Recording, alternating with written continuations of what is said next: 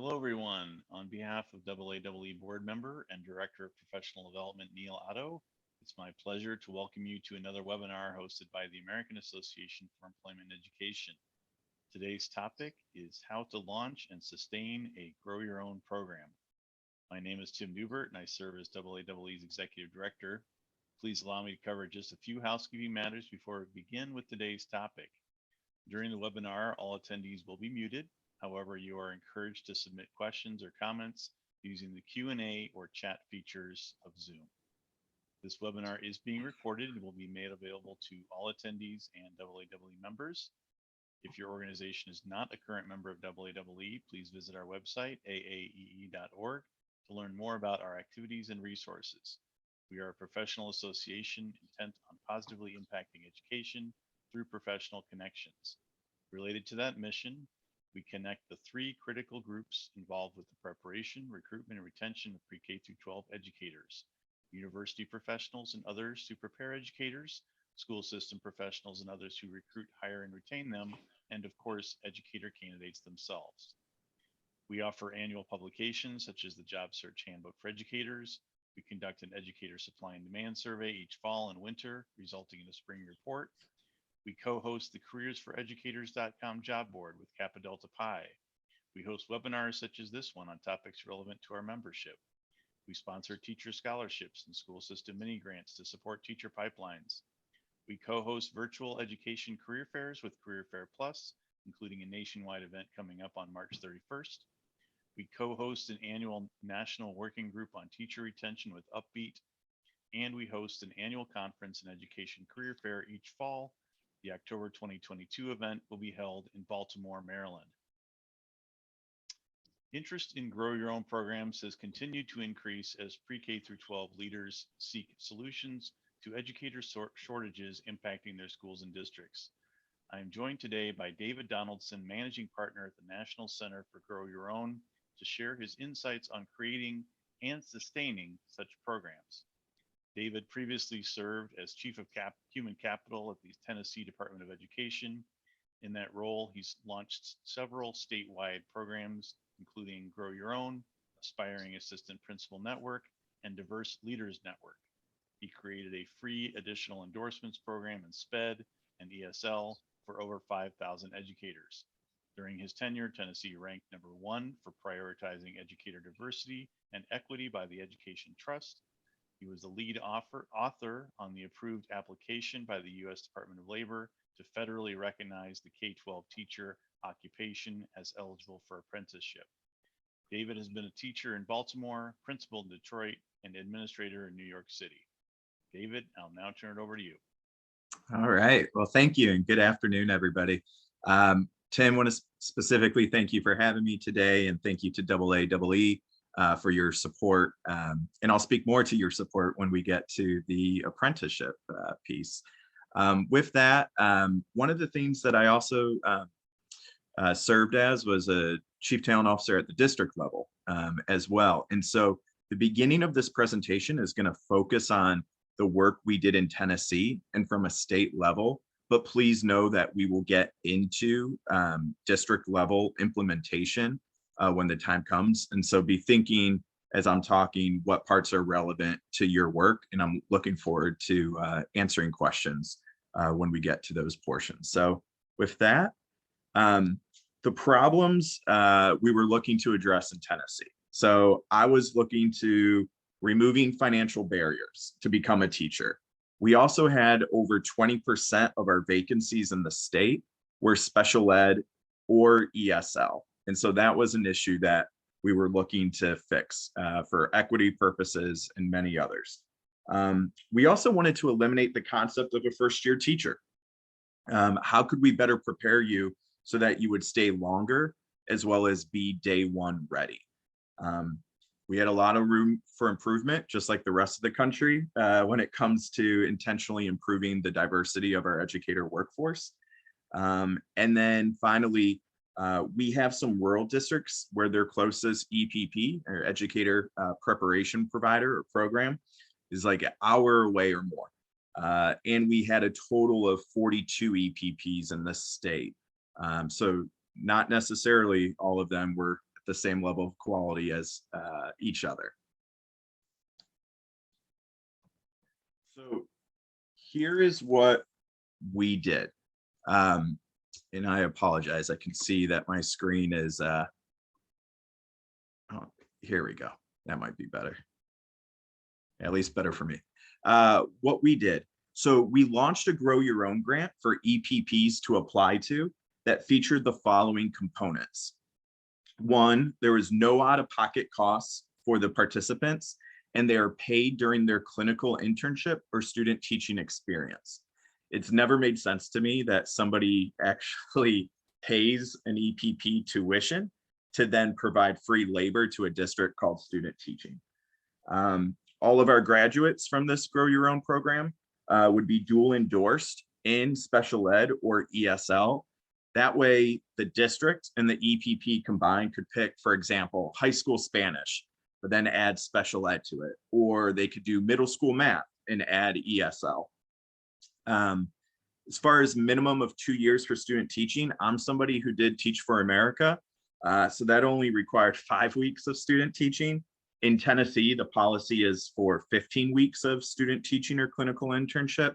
So we actually leveraged this grant to require 2 years of clinical internship or student teaching if it was a bachelor's degree program, and a minimum of 1 year if it was a master's program. We were betting on that getting more hands-on experience under a mentor teacher would better prepare you for when you actually become a teacher of record.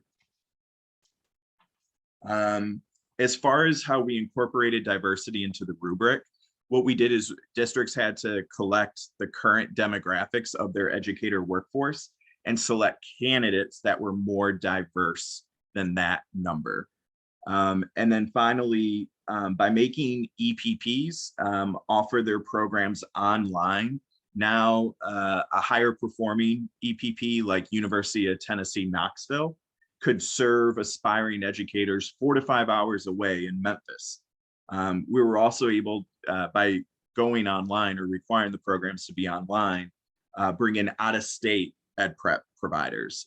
Like, for example, we brought in Relay, Graduate School of Education was able to be one of the EPPs. So, oops, my apologies. There we go. So what this led to, our Grow Your Own grants led to 65 districts, urban, suburban, and rural, partnering with 14 ed prep providers to create free opportunities for 670 plus future educators to earn their degree. By offering these grants, we know that ed prep providers, their enrollment is down nationally. So we're actually able to get them to bid against each other regarding how many teachers could they produce for $100,000, which is the amount of each grant that we offered. Our average total cost was under $10,000 per participant, and it would have been even lower had we not, for various reasons, selected some private universities who they did lower their costs, but not as much as maybe some of our public universities were able to do. We also, based on the minimum of 2 years of student teaching clinical internship, that led us to applying to the U.S. Department of Labor for a teacher apprenticeship, and I'm going to talk about that more a little later.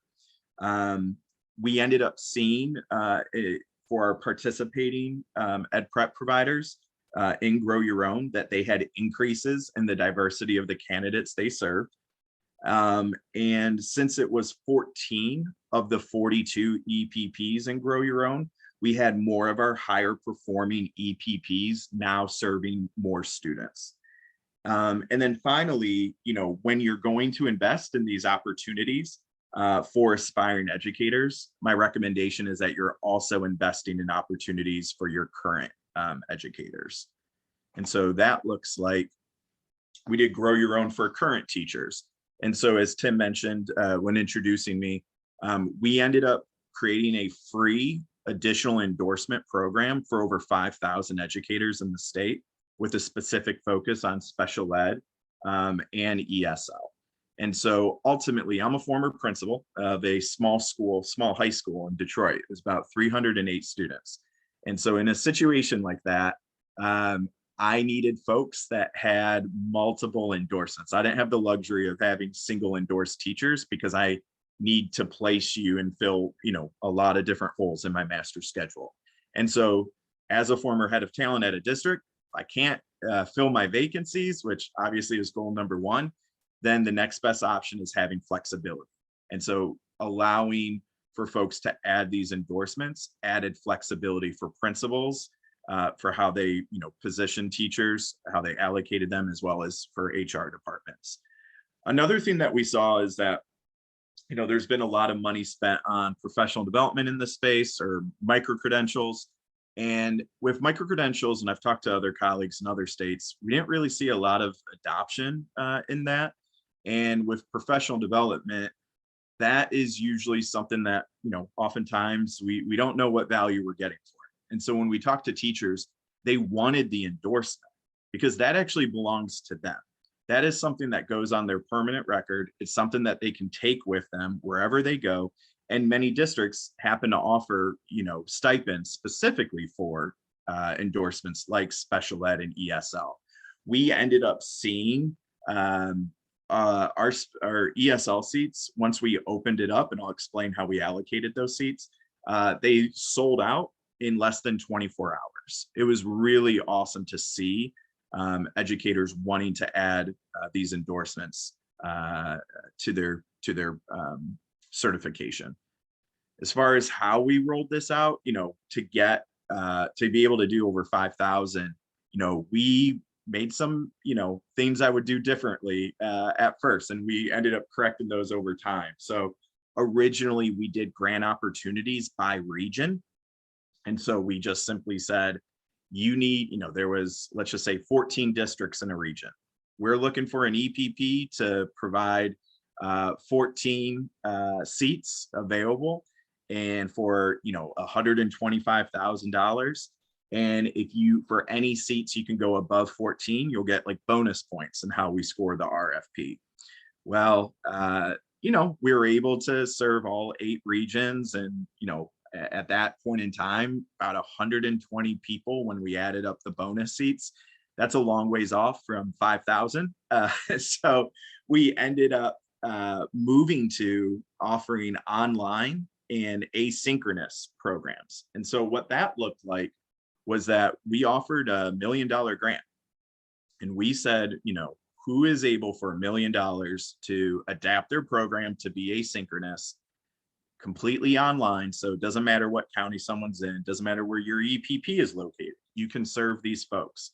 And one of the benefits, and this is something that I always encourage districts to push hard on their states, is, in Tennessee, the requirement for additional endorsement is only 2 things. It's the recommendation from an EPP, and then you take the appropriate Praxis or Pearson or whatever, assessment is needed.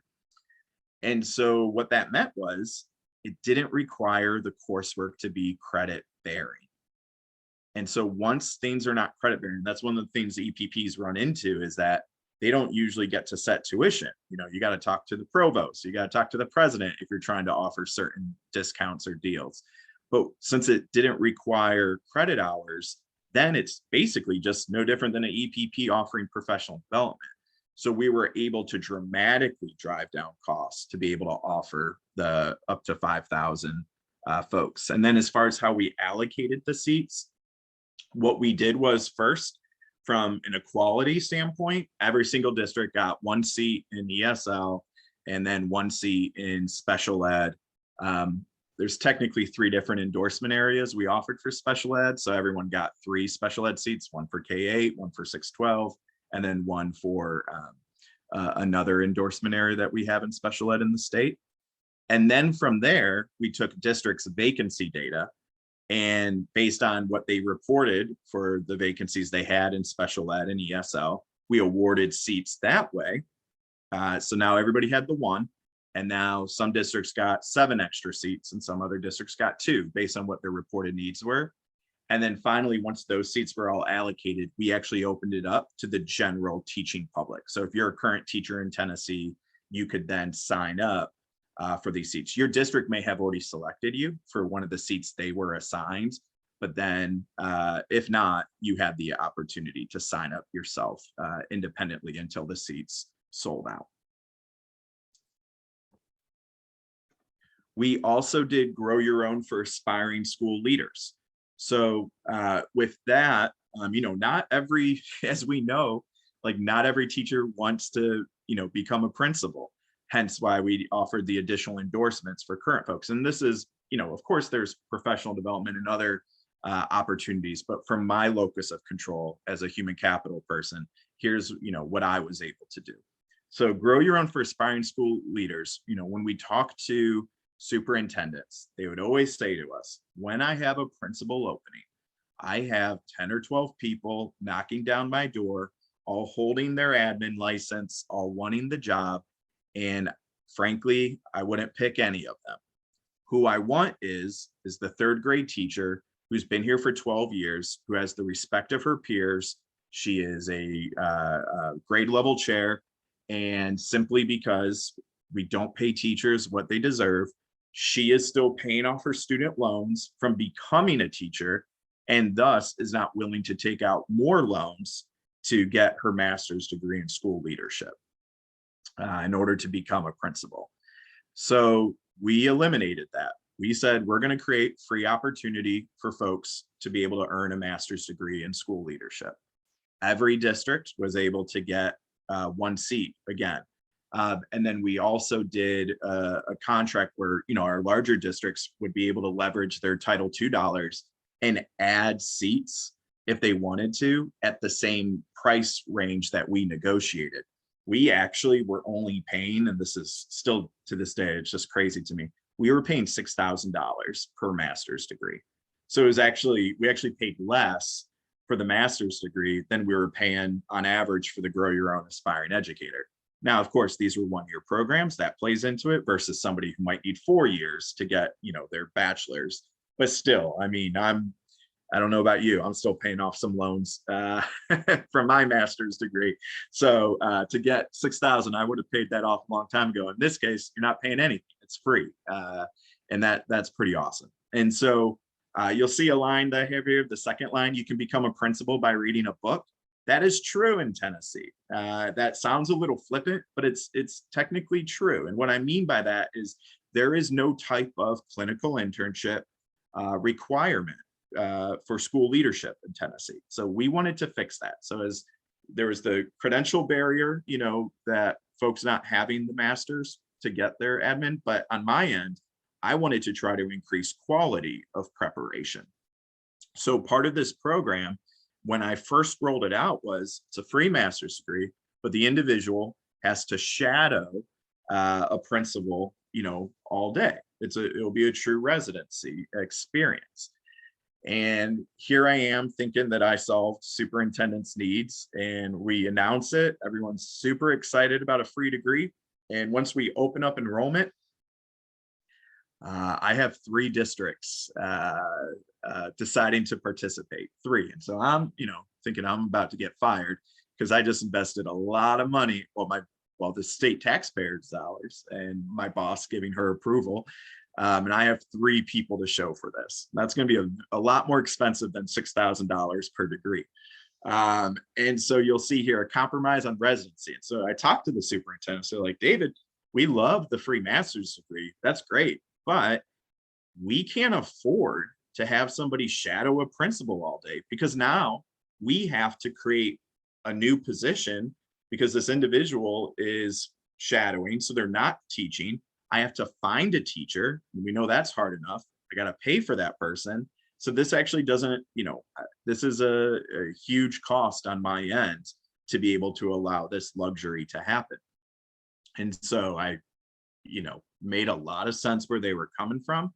And so in talking to them, we were actually able to reach a really good compromise. And I'm all about continuous improvement. Don't let perfect be the enemy of good. And so what we ended up doing was, it was 1 hour a day, 1 period a day.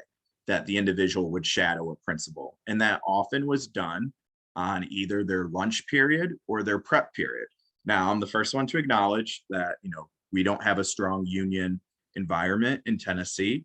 I come from a strong union one when I was head of talent at Detroit Public Schools. So I know I've dealt on that end. But in that 1 hour, there was no complaints from the participants because they're getting a free master's degree. So they're super excited. Superintendents, perfect for them, no sweat off their back.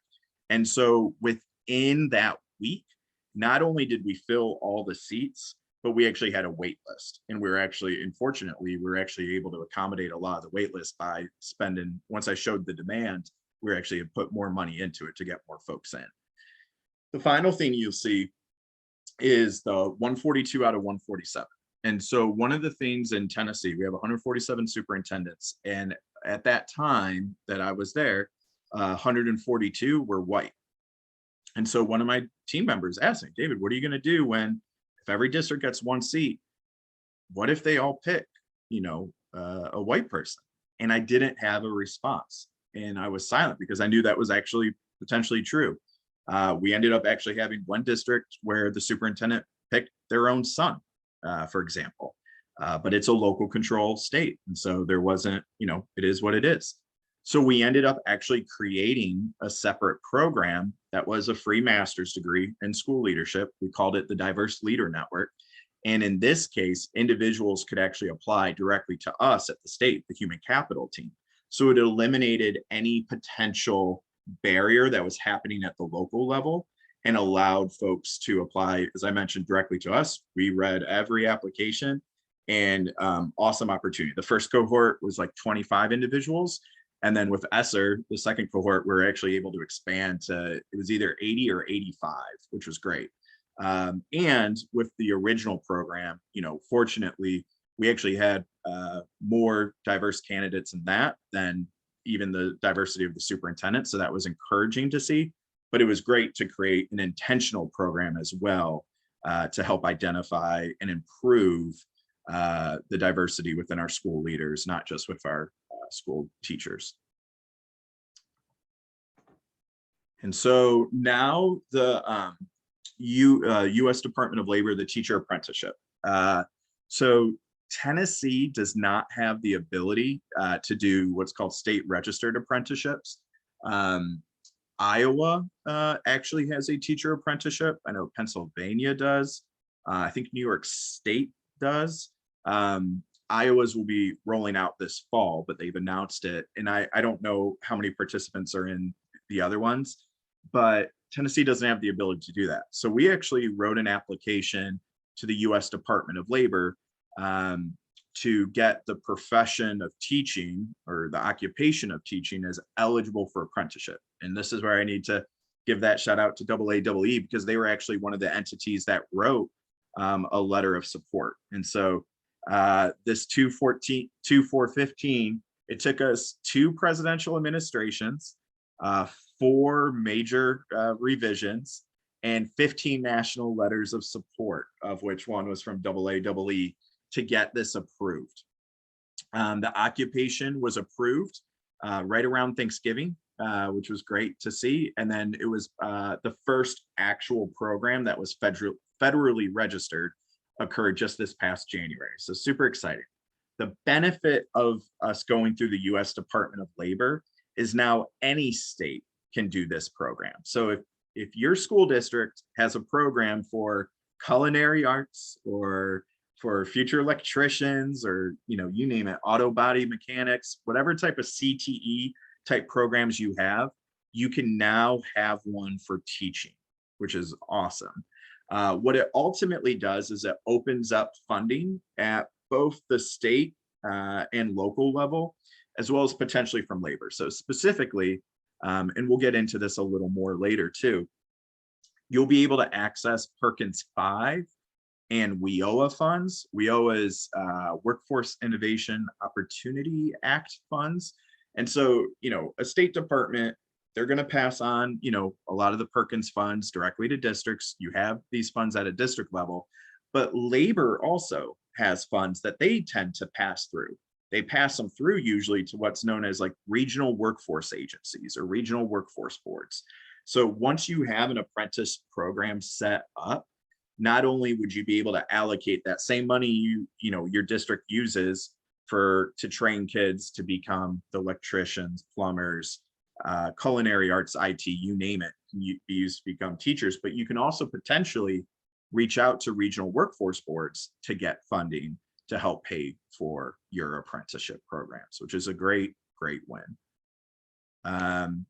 So I'm actually going to pause here. I'm actually going to go back to the previous slide and just see, Tim, if I'm going to pause here, see if there's any questions about anything that I've presented thus far.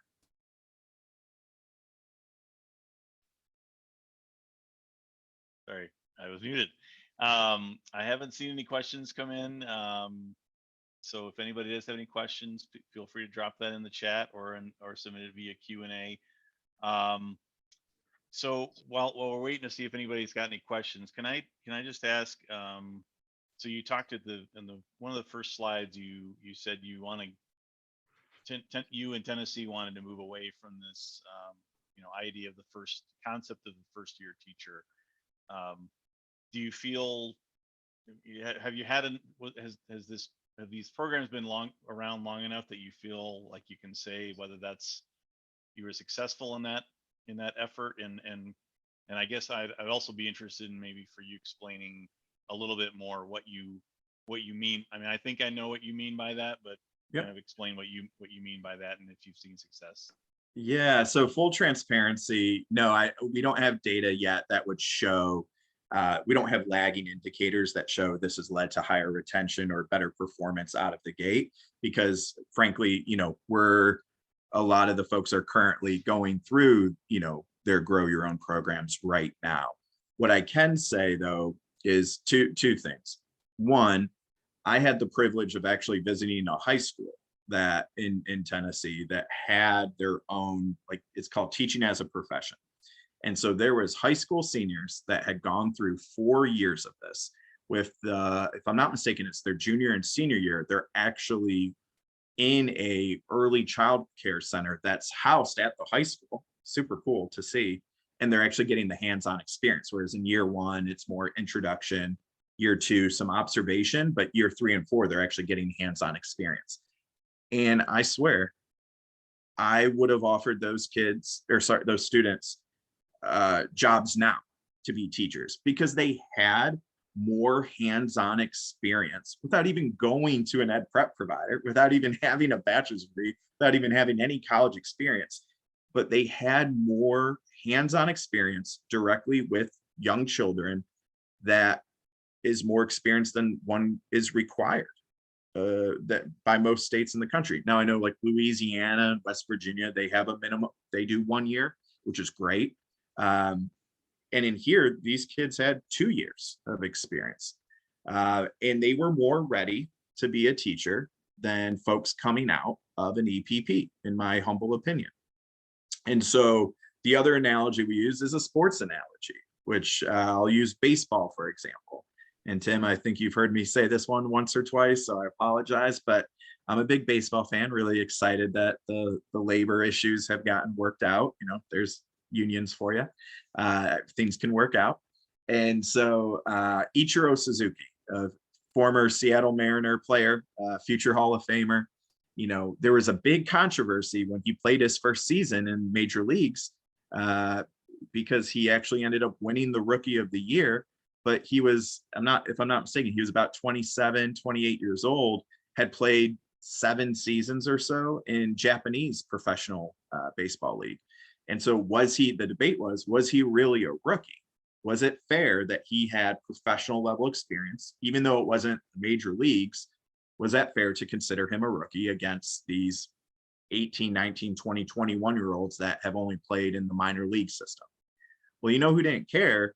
The Seattle Mariners didn't care, because they had a guy in his first year putting up crazy all-star numbers and future Hall of Fame numbers. And so that is the concept here. How do we get more of our student teachers, our future teachers, our aspiring educators, that Japanese professional baseball league experience by getting the hands-on experience that I saw from those high school students. I mean, imagine if those high school students that I got to see then did their freshman, sophomore, junior, senior year of college, all having time in the classroom as well. The program where this first started in Tennessee, Clarksville Montgomery School District and Austin Peay State, it is a 3-year bachelor's program. It is year round, and all 3 years they are in a classroom, getting experience under a mentor teacher, that hands-on time. And I tell you what, I mean, those students are going to be incredibly well prepared because they know what they're signing up for. If they're going to quit, they're going to quit then, not after they actually become a teacher of record. And that creates a massive inconvenience for you as a talent person having to fill a vacancy. I mean, these aspiring educators are going to be day one ready. And ideally, they'll actually, it'll almost be like they're in their 3rd year, you know, or who knows what, depending on the length of your program.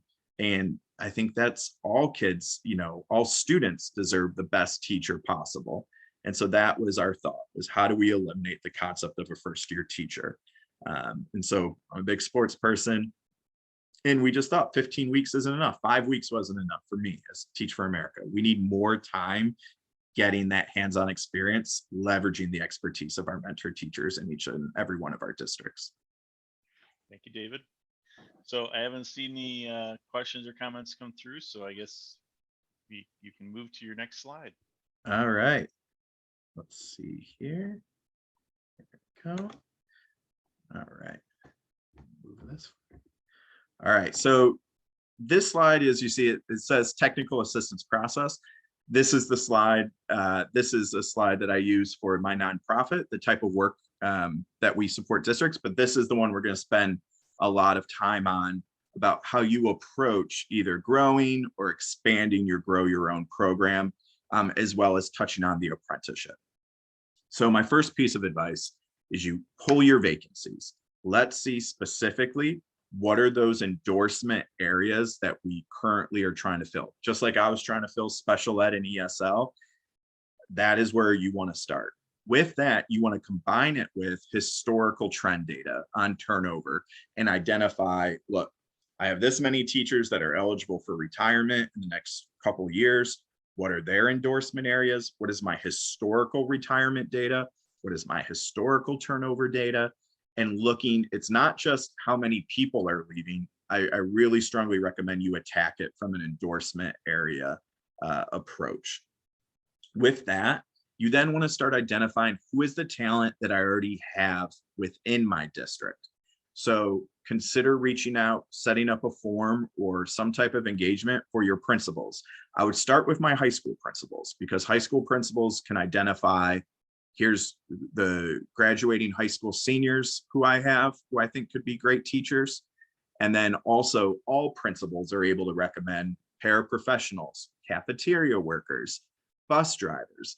I think there's something really important about getting a principal's perspective. Like, what do they see the potential? I'm a personal believer, and I totally understand if people disagree with me on this. I do not believe you can teach someone to have good relationships with kids. I think you can teach someone how to teach science, how to teach math, but there is something so valuable about somebody who has that good relationships with kids, who is committed, who shows up every day, all these things. So we want to use those folks. We want to leverage those folks and their innate skills and abilities and their relationships, and encourage them to consider these opportunities. From there, you may say, okay, I got 30 people that I'm very, very interested in, that all could be interesting candidates. I also know that I have my projected turnover data in the next few years based on past trends is higher than that. So I might need to be looking at recruiting externally. So that's another option, getting those career changers out there. Ultimately, though, you're also going to want to talk to these people and say, are you interested, based on my vacancy data, based on my retirement data, turnover data, are you interested in middle school science? Because you might have somebody who has good relationships with kids, but they only want to teach elementary. Great. Okay. They might not be a fit for the program you're launching right now, but who knows? Like that's why you as the talent person actually get to shape what are my needs, what are the things that I want to do. The issue you're going to run into, and I mean, we could hit on this in the third part of EPPs, but what you're not going to be able to necessarily do is, okay, I got 30 people and they all want to teach in 30 different endorsement areas. I got a band person, I got a French person, I got a German person, you know, you EPPs are going to need a minimum cohort size. So you're going to usually for us, it was around 8 is what I would say. So I need 8 people if I'm going to do a middle school math program, middle school math and special ed, because the EPP has to be able to justify running, you know, they're not necessarily running all their German, French programs all at the same time, and they're not going to be able to run it for just one person necessarily. What I would encourage you to do though is, let's say you need a Spanish teacher, but you only need like 3. This is an opportunity to potentially partner with other districts who also only need 1 or 2 Spanish teachers, and you can actually potentially form a cohort together. And we'll get into that a little more too when I talk about RFPs, the RFP process. Finally, with those 30 candidates, that hypothetical number I just came up with, you are going to want to do an audit of their transcripts. Obviously, if they're a graduating high school senior, there's nothing to do there, but it's important to know, you know, how many you have, because that's going to ultimately determine, am I looking to create 4-year pathways because I have folks that have no college credit, whether it's graduating high school senior or it's a paraprofessional who just doesn't happen to have any college credit. Do I have folks that already have an associate's degree? Do I have folks that already have a bachelor's? It's just not an education. So that way it helps you think through, okay, I'm going to need a 1-year pathway for this group of people, 2-year pathways, 4-year pathways. You get to start, you know, plugging and playing. And that will help influence this next section, which is the CFO. So I'm sure some of you report to a CFO.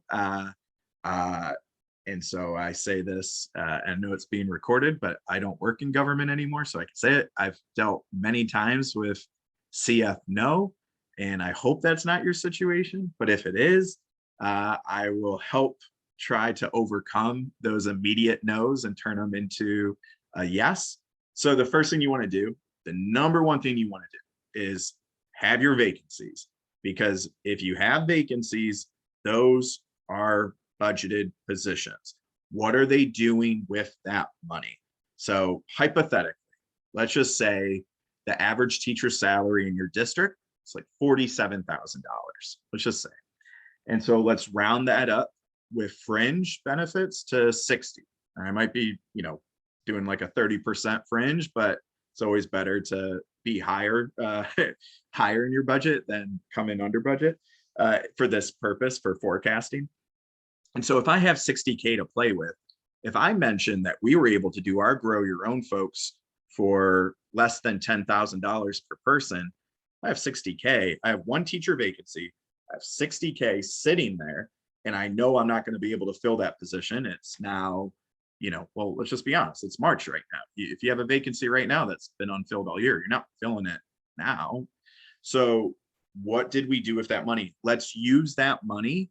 And now we can select for 60K, if we're able to get deals, and we'll get into that, at 10K a pop, I can pick 6 paraprofessionals right now to get their degree. What better use of money than to invest in your current workforce to become teachers? Now, let me be the first one to say, in no way, shape, or form is this grow your own work and teacher apprenticeship a silver bullet. And frankly, it's not going to solve your problem for this fall. Obviously, we're in March. People need time to be able to become a teacher. The only thing that I've talked about today that can help you for this fall is the additional endorsement work. So if you had 60K right now, you could pay for a ton of your current teachers to be able to add additional endorsements in SPED and ESL, and they could take that coursework over the summer and be ready by the fall. That's the only thing that can happen, you know, for this fall. I'm going to be always transparent and not blow smoke.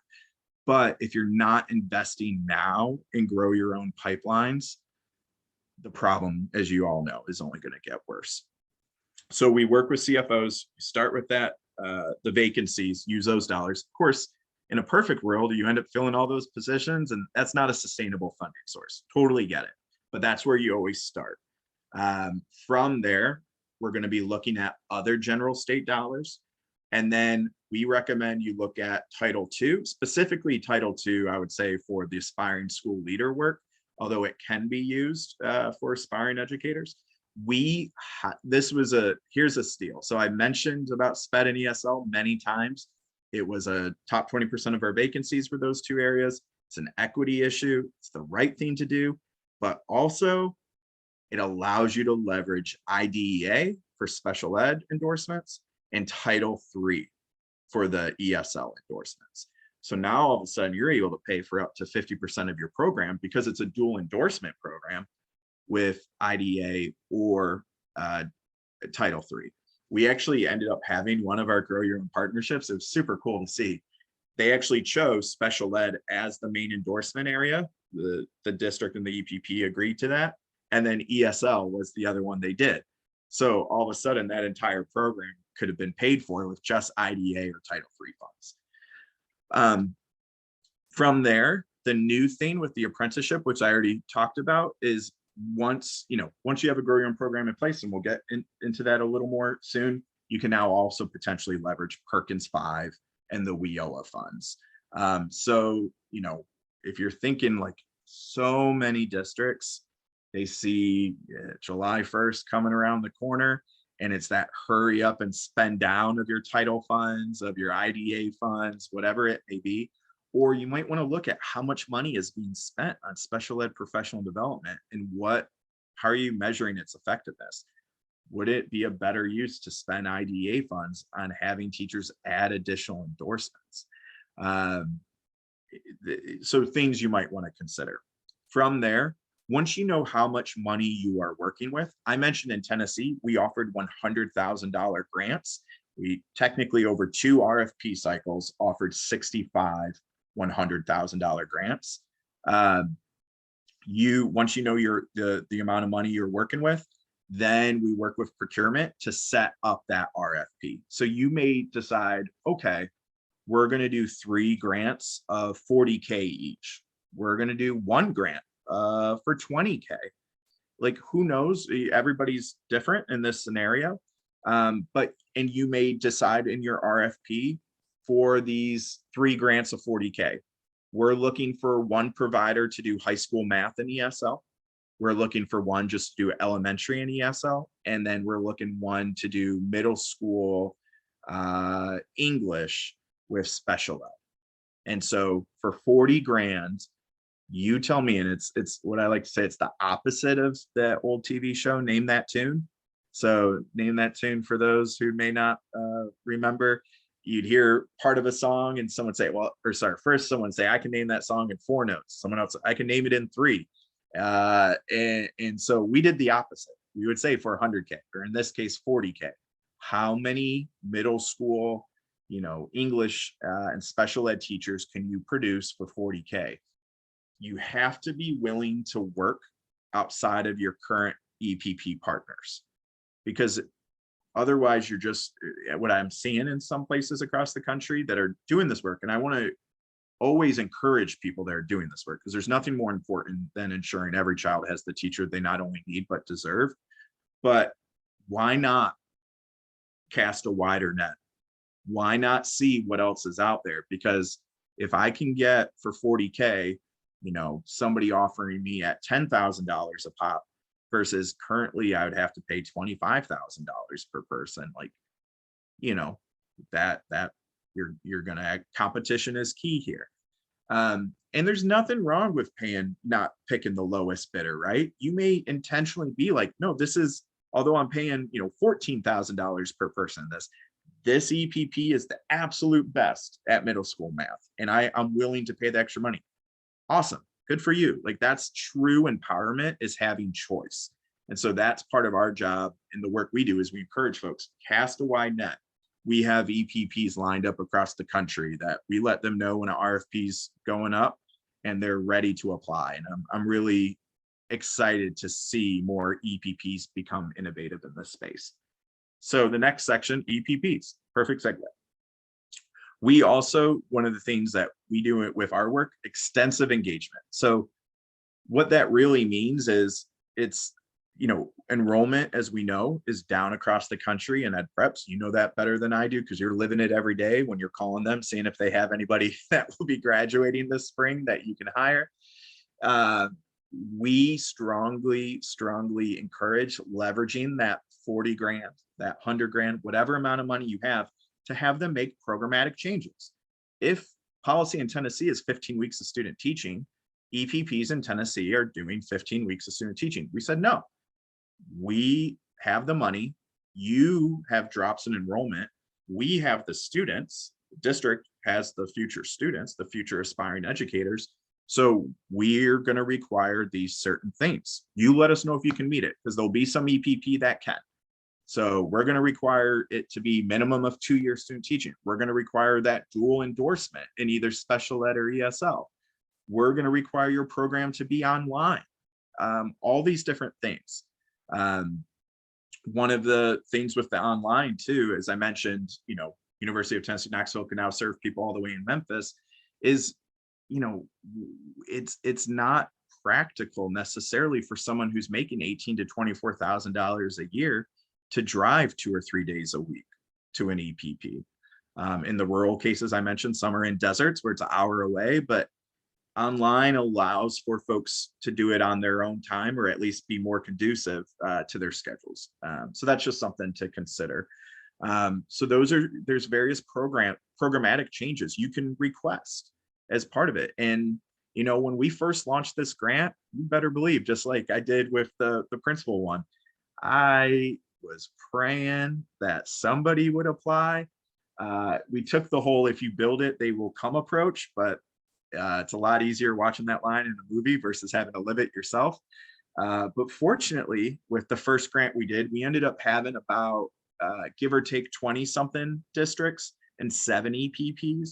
And then when we did the second round of it, oh my goodness, that's when, we got the grand total of 65 districts now participating in 14 EPPs. What we noticed between round 1 and round 2 was university presidents would call their deans and be like, I understand if you applied and you weren't selected, but please tell me when enrollment is down and somebody is offering $100,000 grants, you didn't even apply. So that, there was a few come to Jesus moments, I'm sure, in certain offices across the state. And that is something that, again, and I hate to say it, but it's like the bad version or the evil version of the golden rule. Whoever has the gold makes the rules. Like, use this to your benefit to have folks make the changes that you want and need to better prepare your aspiring educators. And then finally, the CTE and labor piece, the apprenticeship. Ultimately, there's 2 different sections to consider in this. So for an apprenticeship, and if you have a grow your own program, meaning you already partnered with a district, it's actually going to be you're partnered with an EPP, my apologies. It will be, you can probably pull off getting your apprenticeship registered within like 3 to 4 months is what I would say. If you already have all the ground. If you don't already have a grow your own program that you're happy with and all those things, then we don't touch teacher apprenticeship. We get the grow your own program in place first. And I'll explain why. So there's 3 components to an apprenticeship. And this is regardless if it's teaching or any others. You need to have a sponsor, you need to have the employer, and you need to have what's the related instruction provider. Well, the employer is always going to be the district because you're the one that's employing these individuals that are, you're employing them as paraprofessionals or residents or whatever you're going to call them. So that's easy. And the related instruction providers, the EPP. It's where the folks are taking their coursework. The sponsor, personally, I'm a big believer that the state should be the sponsor. And that's because I believe states should play a role in quality control of this new teacher apprenticeship program. However, some of you may be in situations where your state is not taking action or is slow to take action, whatever it may be. I'm not casting any judgment. A district could become the sponsor as well as the employer. And in those cases, you may have to do that. And if you do that, then, and you get approved, ultimately you'll then be able to access these Perkins funds, the WIOA funds, and things of that nature. Once you identify who's going to be the sponsor, who's the employer, who's the related instruction provider, ultimately then it's two main pieces of work that go into this. One, what got approved was a competency-based apprenticeship versus like a set amount of hours apprenticeship, those are the two main pathways you can go. So with competencies, you actually are going to need to come up with what are the on-the-job competencies? Like, what are the things this aspiring educator must prove proficiency in as part of their apprenticeship? What do I want them to learn while being in a K-12 classroom under a mentor teacher that I would feel is important for them to master proficiency in before becoming an official teacher of record? That's how I would frame that type of thinking. The second part is with the related instruction provider, it's the coursework. What is the coursework this individual will need to take in order to get, their bachelor's degree in education? That, honestly, not that difficult to pull off if you already have a partnership with an EPP. You can also, again, leverage your, that golden rule thing. You might want to see some changes in the coursework. Of course, EPPs will always talk about accreditation purposes and certain things they may not be able to change, but always push, always push. But those are the two main areas. So it's the on-the-job competencies that need to be designed, come up with, mutually agreed upon, making sure everyone's good in that, and then the coursework. And that's all after identifying who's going to be the sponsor, who's going to be the employer, and who is going to be the related instruction provider. From there, you would work with your CTE team, or it's going to look different in different places, but to ultimately then submit that paperwork to get it registered. Your district may actually already be a sponsor for other apprenticeship programs. Wouldn't be surprised at all. So that's something where you actually would partner with your career and technical education colleagues, or you may actually be going directly to, your state's labor and workforce office, or whatever it may be, to get it officially registered. That all depends. It was a lot easier in Tennessee because the Department of Education was the sponsor.